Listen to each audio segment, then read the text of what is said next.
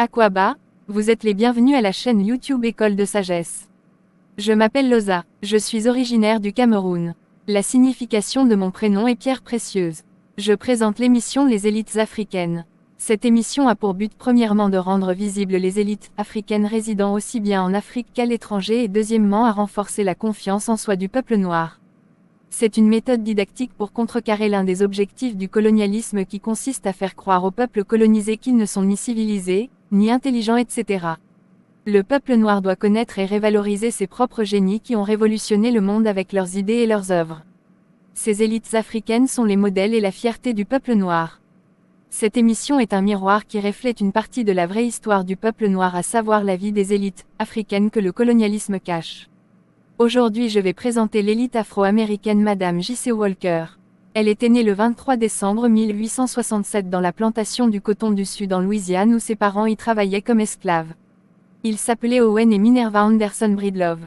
Ses noms officiels étaient Sarah Breedlove. Ses parents, ses 5 frères et sœurs étaient réduits en esclavage sauf Madame J.C. Elle n'avait pas été à l'école. Comme ses parents moururent très tôt, elle devait travailler très tôt comme fille de ménage.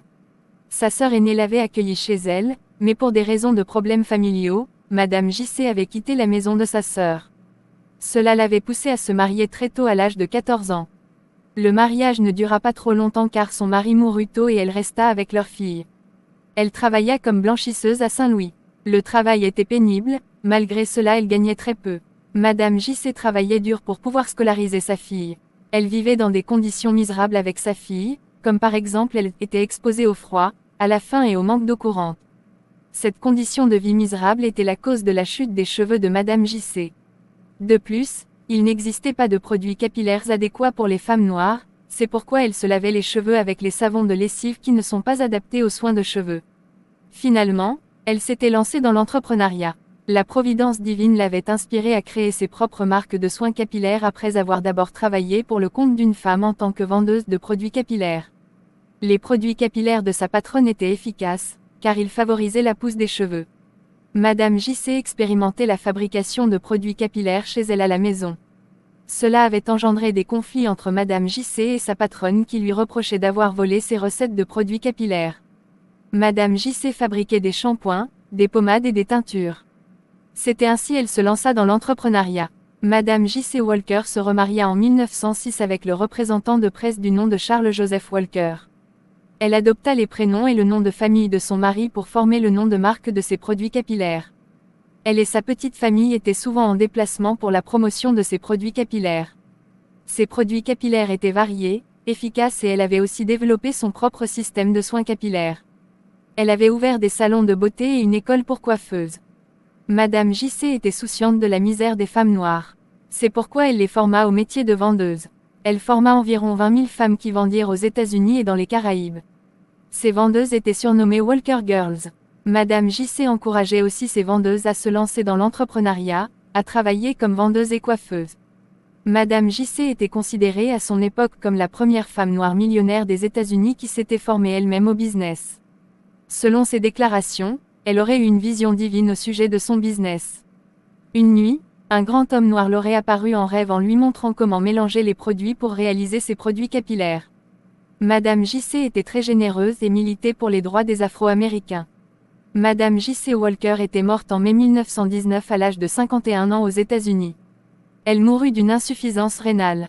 Leçon à tirer, Madame J.C. Walker était polyvalente, car elle était active dans le domaine social, éducationnel, dans le business et dans les inventions.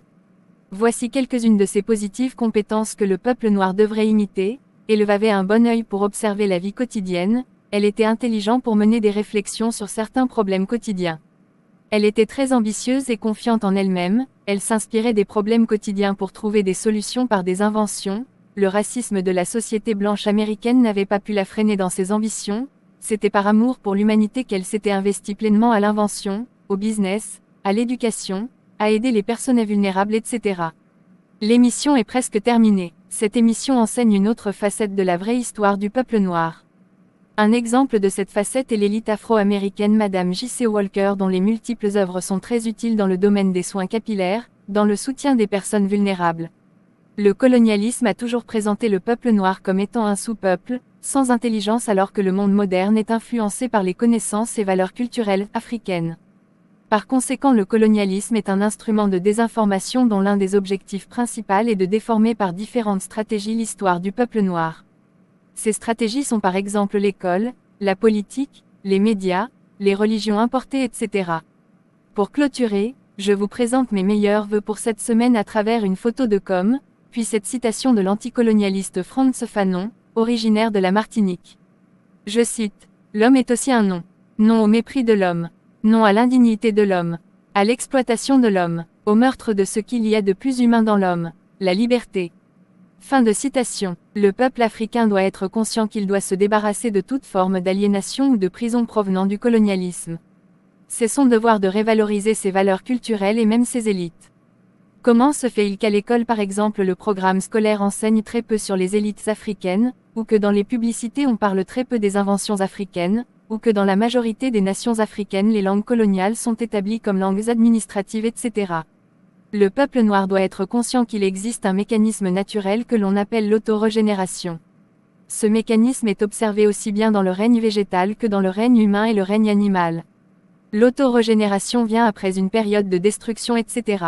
Symboliquement, le colonialisme et toutes ses pratiques sont à considérer comme la destruction, l'impureté, la plaie, etc. Pendant que toutes les formes de lutte du peuple noir pour se débarrasser du colonialisme et de ses pratiques symbolisent le mécanisme d'autorégénération.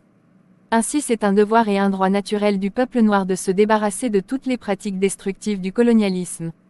Alors le peuple noir ne doit pas cesser de se révolter contre toutes les pratiques destructives ou coloniales des nations impérialistes. Dans le règne végétal, lorsque par exemple un feu de brousse brûle une forêt, une grande partie de la végétation est détruite. Quelque temps plus tard, la forêt se régénère elle-même par le fait que de nouvelles plantes poussent et la forêt réapparaît. Dans cet exemple, le feu de brousse symbolise la destruction et la repousse de la végétation symbolise l'autorégénération. Dans le règne animal, par exemple, beaucoup d'animaux ont leur méthode pour faire la toilette et se débarrasser des parasites qui sont sur leur corps. Ici par exemple, les saletés et les parasites représentent l'impureté, puis la toilette et l'élimination des parasites symbolisent l'autorégénération. Dans le règne humain, lorsqu'une partie du corps est blessée, le corps humain a ses propres méthodes pour cicatriser la plaie et lutter contre les infections. Dans ce cas, la blessure du corps humain et les bactéries symbolisent la plaie, puis le mécanisme de cicatrisation et de lutte contre les infections représente l'autorégénération.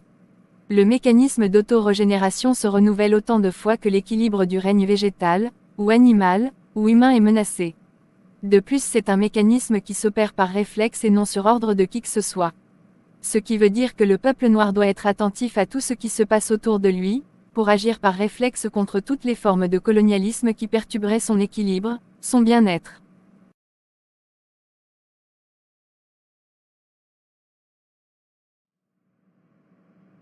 Très chers abonnés, merci pour votre attention et veuillez partager cette vidéo au maximum à vos contacts pour l'instruction de plusieurs.